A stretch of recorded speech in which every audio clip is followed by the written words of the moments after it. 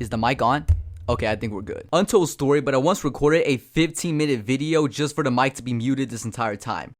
Definitely raged after that. Speaking of rage, let's talk about music. Specifically, the inventor of music himself, Playboy caught wearing the Don Cardi. Now, you saw the title of this video, and right off the bat, I just want to say that my opinion of this album has not changed a lot. How I felt about this album since my review is kind of how I feel about this album now. But the reason why I'm making this Redux review is to mainly give some of my updated thoughts regarding each track on the album, as well as my opinion on whether or not this album has replay value, or will it have the whole lot of red effect. Matter of fact, the replay value is going to be the first topic I'm going to address. Does this album have replay value? My answer to that question is yes, with an asterisk. If we define replay value as me taking out a few songs into my rotation so that I could play these songs on the low, then yes, I think music has actually exceeded my expectations in terms of how many times I have revisited this album. There are some tracks that I still love, just like how I will still defend Pop Out as the best song on the album. The beat sounds absolutely berserk, and Cardi plays into that aesthetic perfectly, delivering his most electric performance on the album. I don't know if people will agree on this take, but it's actually a pretty catchy song despite the track sounding louder than the Lunk Alarm and Planet Fitness.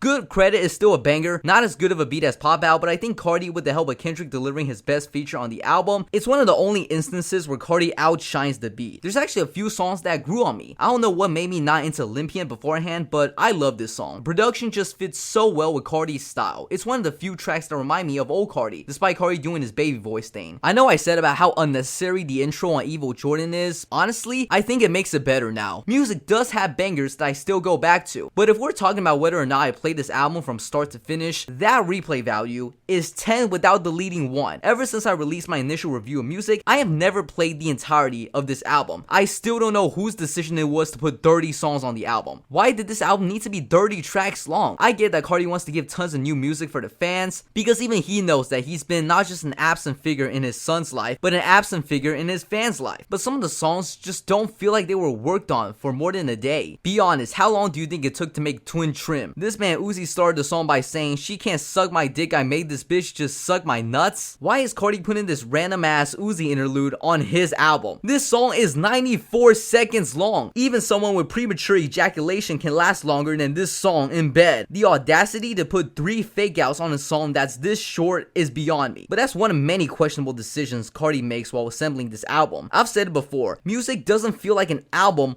but a compilation. A pile of tracks that you could rearrange the track list in any order and still get the same result. It really feels like he just took a bunch of songs he recorded 5 years ago and threw them on this album. It has little direction outside of his sticking to the same theme of rage, and even then are there tracks like We Need All the Vibes and Backdoor, which I do not consider to be rage at all. Having an album be diverse isn't inherently a bad thing, but just make sure that most of the songs are good. Nearly half of all the songs on this album are skips for me, so I just don't see why I need to play this thing all the way through. You take an album like The Weeknd's Hurry Up Tomorrow, which despite having an even longer time than Playboy Cardi's music, has consistent sounding songs front to back, movie-like production that sounds thrilling to listen to, and most importantly, the album has a theme, it has direction. Meanwhile, on music, right after OLYMPIAN, which is one of the best songs on the album, you have Opium Baby, which is one of the worst songs on the album. There's just zero correlation between each track in terms of quality. Next thing I want to touch up on is production. I don't know if I praised anything about the beats on this album in my initial review, but damn did the producers and engineers carry a lot of songs on this album. Because the main saving grace that makes music a mid-album instead of a bad album is the production. There's just so many songs on this album where the production is really badass, meanwhile Cardi is just existing on that song. Pop Out, MOJO, JOJO, OLYMPIAN are exceptions. Really the only reason why I like I See You Baby Boy is how quirky and engaging the beat is on that song. And I think Cardi did just enough for me to consider it an okay verse. I really like the dark and vamp-like atmosphere on K-pop and Radar. If Cardi would just lock in and give me something more than a verse to write home about. Well, Cardi did hit us with a 97.84% accurate Minecraft villager impression on Radar. That silly gig by him is more fun sounding than good sounding. Tracks like Cocaine Nose, Crush, Crank, and Like Wheezy had really good beats. The heavy metal guitar kicks on Cocaine Nose are god as fuck. Like Wheezy is a SpongeBob sample flip that somehow works, but none of the tracks would I ever go back to because I just don't find Cardi to be entertaining. Crush is still the most disappointing song on the album. It's just a long extended intro for a song that never starts. Is it just me, or why do I feel like Cardi's vocals were a little too quiet on that song at times? The biggest contrast between how good the beat sounds and how bad Cardi sounds is hands down